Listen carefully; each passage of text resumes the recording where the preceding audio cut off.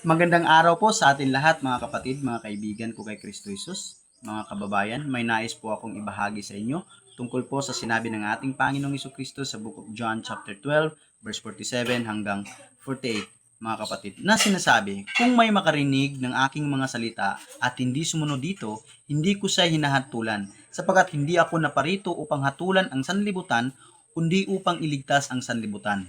Ang nagtatakwil sa akin at hindi tumanggap ng aking mga salita ay mayroong hahatol sa kanya. Ang salitang aking sinalita, iyon ang hahatol sa kanya sa huling araw." Sa mga talatang ito mga kapatid, ipaniliwanag ni Jesus ang tunay na layunin ng kanyang pagparito at kahalagahan ng ating pagtugon sa kanyang mga aral. Ayon sa talata po mga kapatid kanina na binasa po natin sa 47, na ang ibig sabihin doon, kung may makarinig ng kanyang mga turo ngunit hindi ito isinasabuhay, hindi niya ito hinahatulan agad. Bakit? Dahil ang pangunahing dahilan ng kanyang pagdating ay hindi upang parusahan ang tao, kundi upang magdala ng kaligtasan at pag-asa.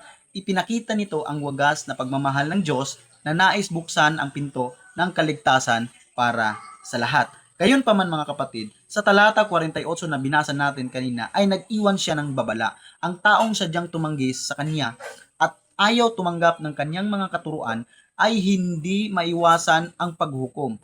Ang mismong mga salitang kanyang ibinigay ang magiging pamantayan sa paghukom sa huling araw.